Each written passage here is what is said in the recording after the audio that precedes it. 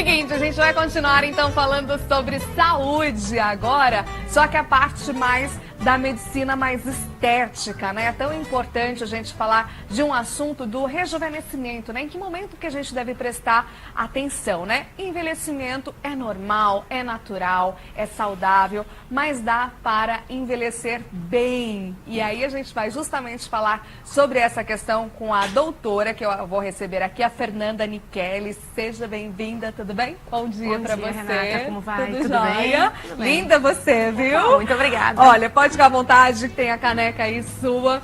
Seguinte, vamos falar um pouquinho sobre a área, né, do envelhecimento. Em que momento que a pessoa ela deve começar a se preocupar assim com o seu rejuvenescimento? Bom, eu quero envelhecer, mas eu quero envelhecer bem, né? E também sem neura, né? Porque tem pessoas que às vezes a gente vê, arruma tudo e aí vai ficando, perde a sua característica, né? Que envelhecer também faz parte, né, doutora? Tu sabe que essa questão que tu me trouxe agora, qual é a idade que a gente deve começar a se preocupar com o envelhecimento? Quando eu respondo essa pergunta, as pessoas se chocam um pouco. Porque eu costumo dizer, a gente começa a combater o envelhecimento aos 6 meses de idade. Quando a gente começa a usar o filtro solar. Sim. Porque, na verdade, na minha opinião, um dos maiores aliados que a gente tem hoje contra o envelhecimento é o filtro solar. E aos 6 meses de idade, um bebezinho já deve iniciar o uso desse filtro. Então, nesse momento, a gente já está prevenindo o envelhecimento precoce. Claro que, agora falando do que é a pauta hoje, de um envelhecimento que as mulheres estão preocupadas, a gente tem que pensar em procedimentos. Quando é que a gente começa a pensar nisso? Depois de uma maioridade, né? Salvo alguns casos que a gente precisa intervir antes, porque tem um problema psicológico, enfim, um impacto social que a gente acaba intervindo numa criança ou num adolescente. Geralmente, quando a mulher começa a envelhecer, ou o ser humano, a gente tem por estudos aí que a partir dos 25 anos de idade a gente já tem um decréscimo, uma perda de colágeno. E aí que o médico começa a atuar. Entendi. A questão, assim, da gente saber a medida certa, o ponto certo também, né? Para, claro, a aplicação, por exemplo, hoje que já é muito mais popular, muitas pessoas já começam a usar, né? Numa fase que é a toxina botulínica, né? O famoso Botox. A indicação, sempre com um especialista, né? Você buscar a orientação correta, tem que dar aquele intervalo de 6 em 6 meses. Qual que é a sua opinião, doutora? Sim, a toxina que tu estás perguntando, propriamente ela, existe, claro, hoje em dia está muito difundida, porque está um pouco, na minha opinião, até banalizada. Tem diversos profissionais e não profissionais fazendo uso dela. Até que aplicam e não tem, né? Não tem habilitação. A habilidade, né? A habilitação mesmo, exatamente, né? Que é o correto para aplicar, né? Isso é uma preocupação muito grande, principalmente por nós médicos, né? Porque a gente acaba enfrentando aí uma série de problemas que acontecem em decorrência dessa aplicação mal feita. Então, assim, existe sim, em nível de estudos científicos, uma orientação. Fala-se muito em 6 meses, que seria o tempo final da toxina no organismo, mas a gente sabe que, por estudos, uma margem de segurança é de, no mínimo, 4 meses para uma reaplicação dessa toxina. A gente sabe que, por ser uma toxina, existe, claro, uma interação antígeno-anticorpo que deve ser respeitada, um efeito vacina que a gente costuma explicar para o paciente. Então, não é para ser feito todo mês, não é para ser feito em aplicações exageradas, né? Em dosagens erradas que a gente vê por aí. Então, assim, existe sim uma regra, né? E essa regra tem que ser, com certeza, respeitada. E tem, assim, umas certas diferenças, né? Porque a gente vê e acompanha muitas reportagens, artigos, né? A questão, por exemplo, o que é Botox, o que é preenchimento, né? Porque chega realmente, muitas informações chegam até nós, né? E aí, às vezes, nós mesmos ficamos perdidos, enfim, mas o que é uma coisa, o que é outra, né? Há essa diferença? Preenchimento, Botox, Sim. né? O que é a diferença? Sabe que essa é uma dúvida bastante comum, né? No consultório as pessoas chegam assim, eu queria colocar um Botox na minha boca para ficar com a boca mais bonita. Então, a gente tem que explicar que não é assim que funciona. Sim. Qual é uma maneira fácil, assim, que eu costumo, uma maneira mais leiga para o paciente entender? Geralmente, o Botox, ele tem o poder de paralisar o músculo. Só isso, ele não faz volume, ele não dá volume. Sim, Já o preenchedor, ele tem o poder de volumerizar. Então, assim, se tu quer aumentar os teus lábios, não é o Botox que tu vais usar, é o preenchedor. Geralmente, em terço superior de face, quando a gente fala de rugas dinâmicas, pezinho de galinha, a ruga do brabo, a gente sim faz uso da toxina botulínica para atuar nessa musculatura. Mas em nível de preenchimento, de volumerização, é o preenchimento. Entendi. Aí, então, preenchimento é aqui, nessa é região o que dá volume dos lábios. E também tem a medida certa, porque é o que a gente percebe. Tem pessoas que já têm até os lábios bem bonitos, né? A boca mais carnuda.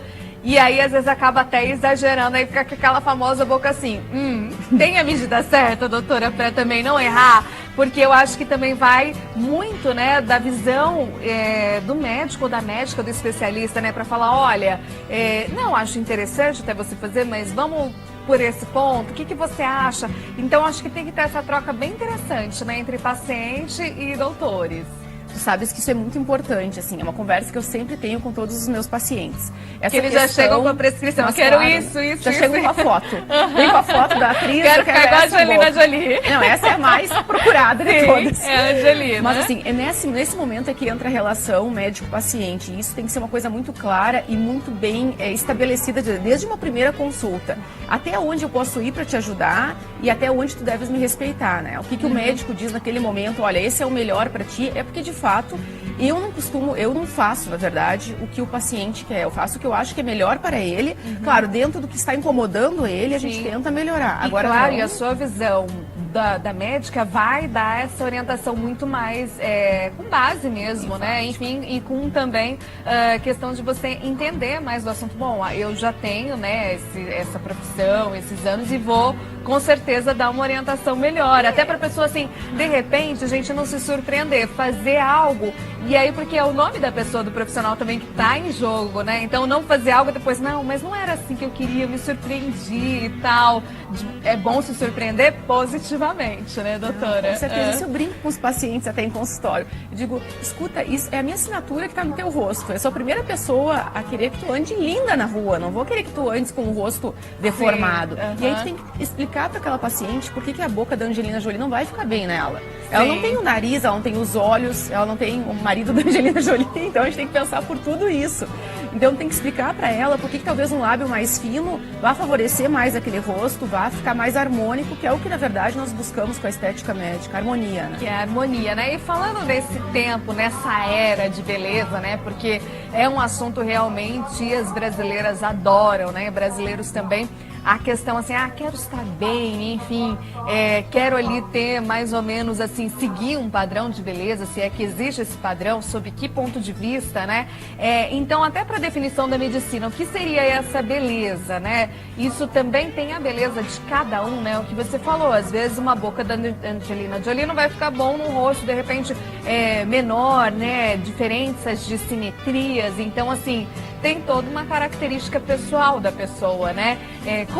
Como que a medicina, por exemplo, define a beleza, doutora? Tem isso? Tu sabe que isso eu costumo dizer que não é a medicina, isso é dom do profissional. Porque, claro, medicina nós estudamos muito, o livro nos dá uma base muito boa, né? E que tem que ser respeitada pela segurança do paciente. O livro, os artigos científicos, mas assim, o dom do profissional, aquele olhar diferenciado, saber o que realmente vai fazer bem para Renata, né? Que ela não é igual a Mariana, a Patrícia, não, ela é Renata e vamos estudar o rosto da Renata. O rosto da Renata não está em nenhum livro descrito.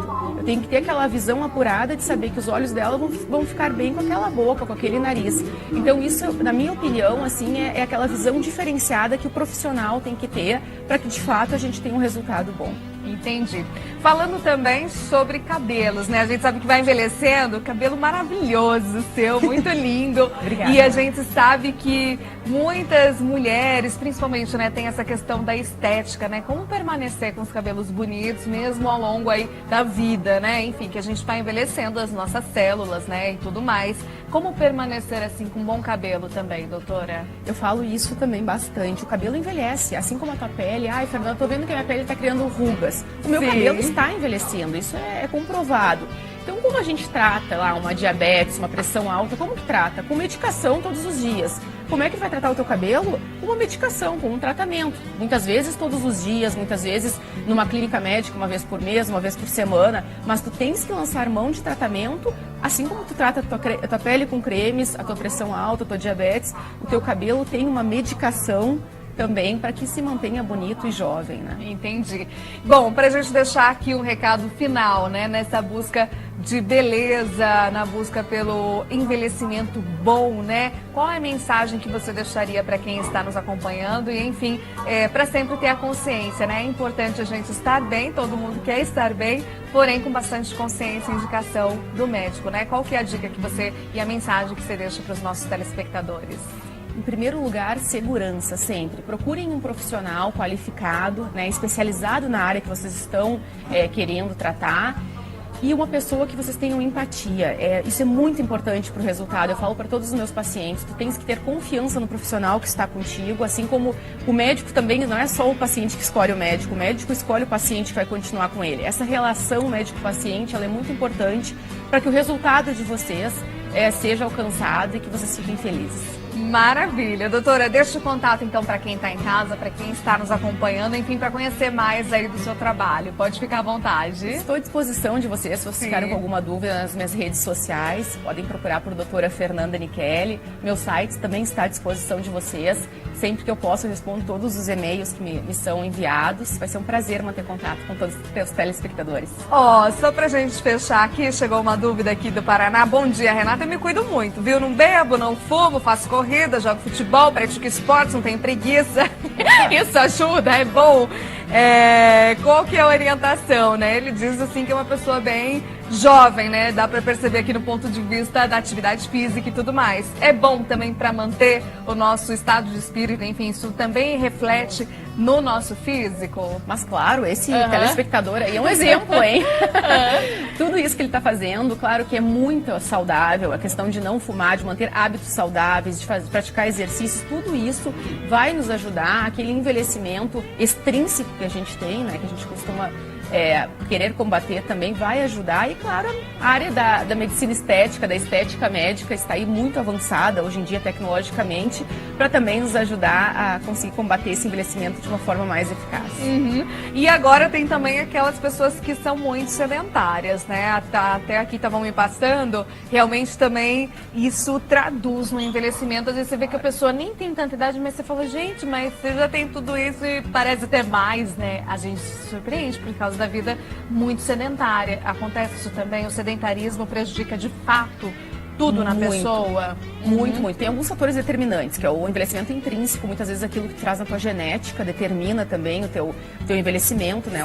O acelerar esse envelhecimento, mas essa questão do sedentarismo, ela é assim, crucial. Isso eu converso muito. Teres uma vida mais ativa, praticar um bom esporte, aquilo que tu gosta de fazer, claro, te protegendo do sol se for ao ar livre, mas puxando pro meu lado um pouco. Sim. Mas isso vai nos ajudar muito no combater, né, o envelhecimento. Tá bom, doutora. Muito obrigada, Eu viu? te Volte agradeço. sempre Obrigada, aqui no meu programa, Renata, tá foi um prazer. bom?